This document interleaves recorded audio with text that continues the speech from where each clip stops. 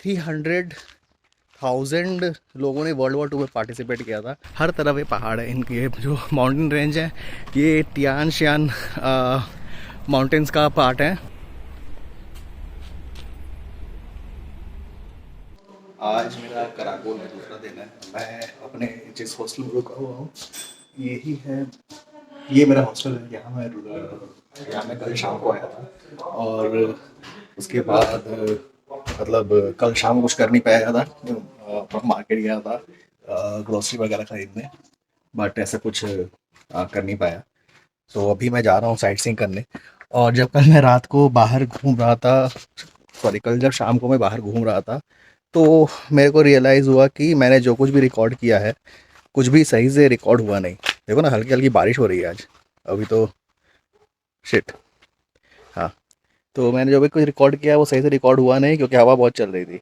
अब बारिश हो रही है तो मैं सोच रहा हूँ कि अब कैसे घूमने जाऊँगा।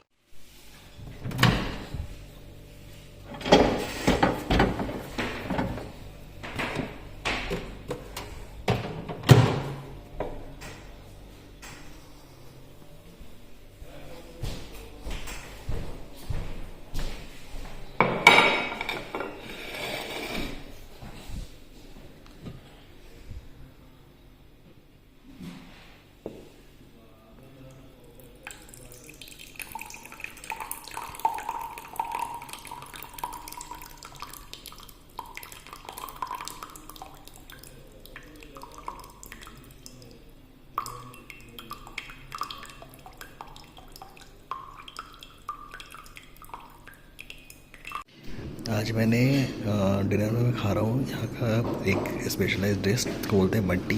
और तो इसमें 3 तरह का मंगवाया मैंने। एक है विथ मीट बॉयल्ड, यहाँ के डम्पलिंग्स जैसा ही है लेकिन साइज़ में काफ़ी बड़ा है और टेस्ट भी थोड़ा अलग होता है।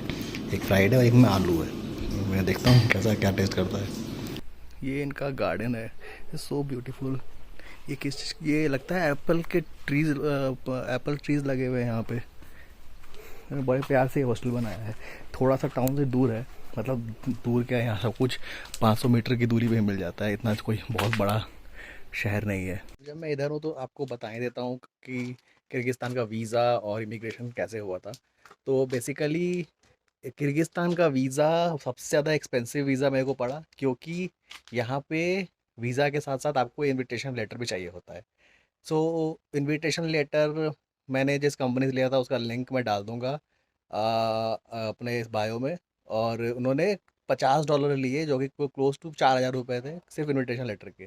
फिर वो इनविटेशन लेटर लगा करके किर्गिस्तान का वीज़ा अप्लाई करना पड़ा था। तो उस वीज़ा वॉज ऑलमोस्ट $35। $35 मतलब अराउंड 3,000 रुपये। और वीज़ा आने में कुछ 15 दिन लगे थे, एग्जैक्ट 15 दिन। आ, तो गारंटी नहीं है कि आप अगर वीज़ा ले सॉरी इनविटेशन लेटर ले रहे, अगर आप इनविटेशन लेटर ले रहे हैं और उसके बाद आप वीज़ा अप्लाई करते हो वीज़ा अप्रूव हो ही जाएगा। बहुत लोग का वीज़ा वैसे भी रिजेक्ट हो जाता है। तो चांस चांस का बात है, मेरा वीज़ा अप्रूव हो गया। और और ज़्यादा कुछ नहीं दिखाना पड़ा यहाँ, मिनिमम एक्सपेंस वगैरह कुछ नहीं। इमिग्रेशन भी आसान था, उन्होंने बस पूछा कि भाई फर्स्ट टाइम इन किर्गिस्तान वगैरह वगैरह। एंड उसके बाद फिर मेरे को जाने दे दिया। पाकिस्तान की करेंसी को सोम बोलते हैं। तो एक सोम इज़ अराउंड 0.80 इंडियन रुपीज़। तो अगर आप कुछ 250 रुपये का लेते हैं तो क्लोज टू 248 रुपये इंडियन रुपीज़ पड़ता है। का एक किर्गिज़ और 3 किर्गिज़ का कॉइन है। ये 3 किर्गिज़ है, ये एक किर्गिज़ है, ये पीछे ऐसे बना हुआ है किर्गिज़ के। और यहाँ से आगे में एक सोम लिखा हुआ है। सिमिलरली इनका पीछे में ये बना हुआ है और आगे में ये 3 सोम लिखा हुआ है। मैं जा रहा हूँ थोड़ा बाहर घूमने के लिए। हल्की हल्की बूंदें गिर रही हैं बट आई थिंक काम चल जाएगा। किर्गिस्तान के बारे में कुछ इंटरेस्टिंग फैक्ट्स बताता हूँ। सो किर्गिस्तान जब सोवियत यूनियन का पार्ट था तो यहाँ पे ऑलमोस्ट 300,000 लोगों ने वर्ल्ड वॉर 2 में पार्टिसिपेट किया था। और ऑलमोस्ट 10,000 से ज़्यादा लोगों की मौत हुई थी इस वॉर में। तो यहाँ पे आप जहाँ भी जाएंगे, स्पेशली बिश्केक जो कि मेन सोवियत गैरिसन सिटी था जहाँ से मैं आया हूँ, वहाँ पे you will see a lot of world war 2 memorials. और यहाँ भी एक वर्ल्ड वॉर 2 विक्ट्री पार्क है जो कि इधर ही आसपास में। मैं पहले वही ढूंढ रहा हूँ कि किधर जाना है। ये जो चारों तरफ आप पहाड़ देख रहे हैं, ये बेसिकली इस किर्गिस्तान इन्हीं सारे पहाड़ों से घिरा हुआ है। हर तरफ ये पहाड़ है। इनके जो माउंटेन रेंज है, ये तियान शान माउंटेन्स का पार्ट है। बेसिकली तियान शान माउंटेन के अराउंड ही पूरा किर्गिस्तान बसा हुआ है, और सेम माउंटेन्स आपको आगे मेरे ख्याल से कि कज़ाकिस्तान और तजिकिस्तान की तरफ भी जाते हैं। सो मतलब मोस्ट ऑफ द जो कंट्री है ये पूरा 1500 फीट 1500 मीटर्स के ऊपर बसा हुआ है। तो in all 4 central Asian countries ये सबसे ज़्यादा बिल्ली सबसे ज़्यादा एलिवेशन पे है। किर्गिस्तान का 73% पॉपुलेशन किर्गिज़ एथनिक ग्रुप है। इसके अलावा रशियन और उज़्बेक भी यहाँ पे की सबसे लार्जेस्ट माइनॉरिटी हैं। सबसे इंटरेस्टिंग पार्ट यह है कि यहाँ पे वर्ल्ड वॉर 2 के टाइम में काफ़ी सारे इथनिक माइनॉरिटीज़ को मूव कर दिया गया था, which makes Kyrgyzstan the most diverse countries in terms of ethnic population, क्योंकि यहाँ पे 80 से ज़्यादा इथनिक ग्रुप्स हैं। मेरे को मेरे हॉस्टल के मैनेजर ने बोला है कि ज़्यादा देर शाम को बाहर ना रहूँ अगर मेरे खुद की गाड़ी नहीं है तो। मतलब ये शहर बहुत ही खाली है compare to other Kyrgyz tourist places. या तो फिर उन्होंने इसलिए बोला क्योंकि हमारा हॉस्टल जो है वो बहुत दूर है। मतलब अभी आप देख रहे हैं, मैं अभी वॉक करता ही जा रहा हूँ। तो वो बोल रहे थे कि यहाँ पे शाम को भेड़िए घूमते हैं।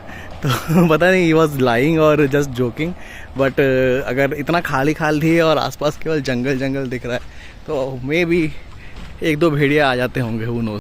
ये गाड़ियाँ अभी पुरानी है यार, ये देखो मतलब इसका डिज़ाइन कितना क्लासिक सा है। ये जितने वर्ल्ड वॉर 2 के सोल्जर्स होंगे इनकी स्टैचूज़ हैं।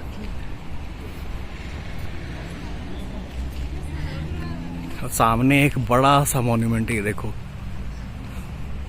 सोवियत रेजिम की एक तो ये बहुत ख़ास बात है, मतलब हर जगह इन लोगों ने ऐसे बड़े स्टैचूज़ बना के रखे हुए हैं और काफ़ी यूनिक है। ऐसा भी नहीं है कि कुछ भी रैंडम सा बना के छोड़ा, मतलब these are random but unique in their own वे।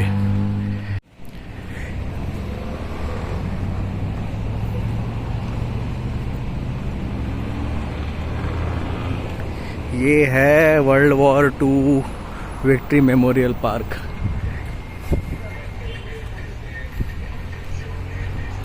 मतलब ये 80% से ज़्यादा जंगल से घिरा हुआ है, मतलब पूरा पेड़ ही है यहाँ पे, और सामने बस एक मॉन्यूमेंट है।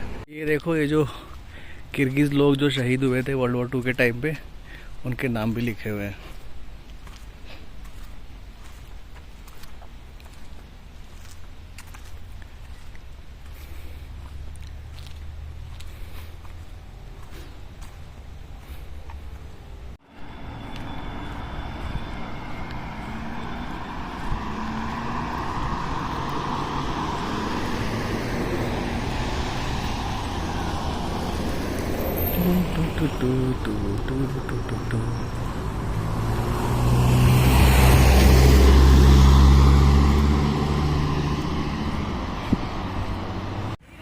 ये इधर का मेन स्क्वायर है। बेसिकली सारा जो कुछ भी है वो इसी जगह के आसपास में है।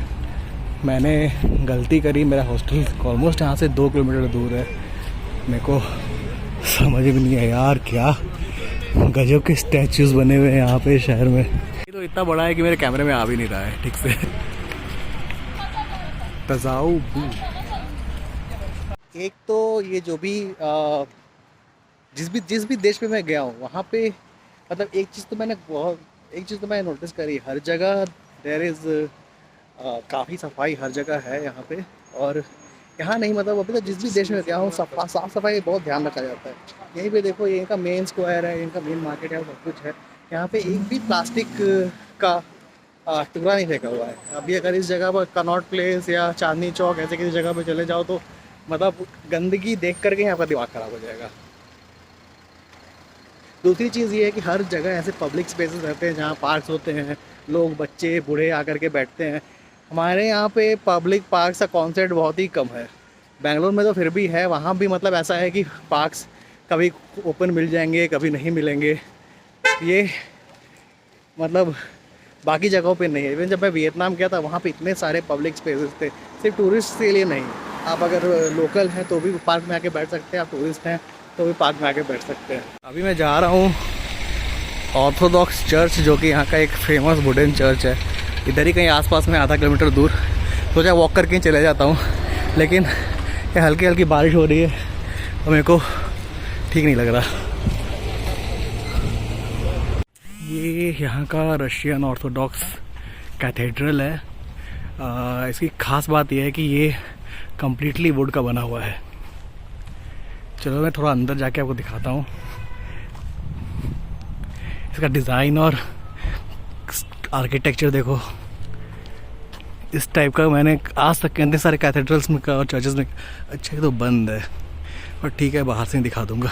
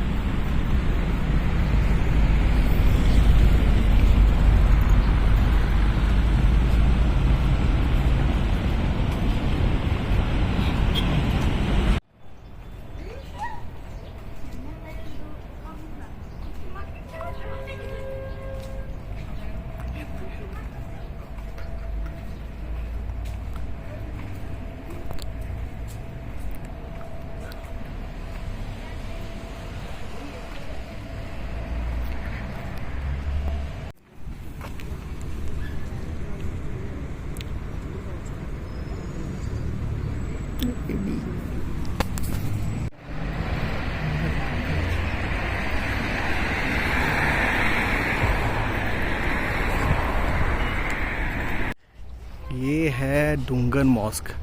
डुंगन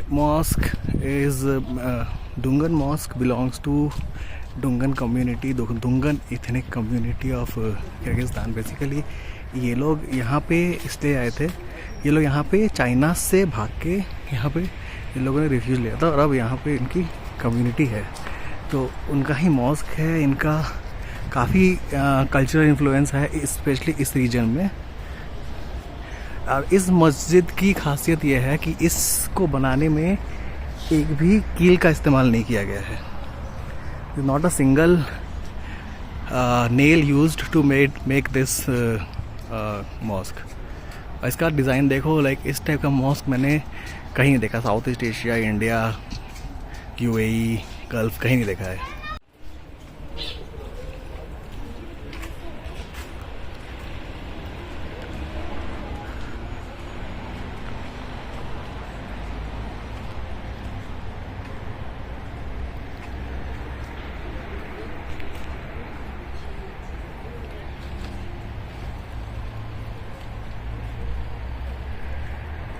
भाई लोग, ये था आज का कराकोल का टूर।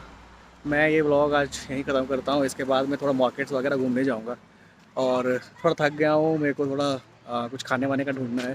तो अगले व्लॉग में मिलता हूँ। शाम भी हो गई है, बारिश भी ऐसा हो रहा है कि लगता है बारिश हो गई क्या। मेक श्योर यू सब्सक्राइब्ड, अगर नहीं किया तो वापस कर लीजिए। और बने रहिए, इंस्टाग्राम वगैरह पे भी मैं अपडेट कर रहा हूँ, वो भी चेक करते रहिएगा।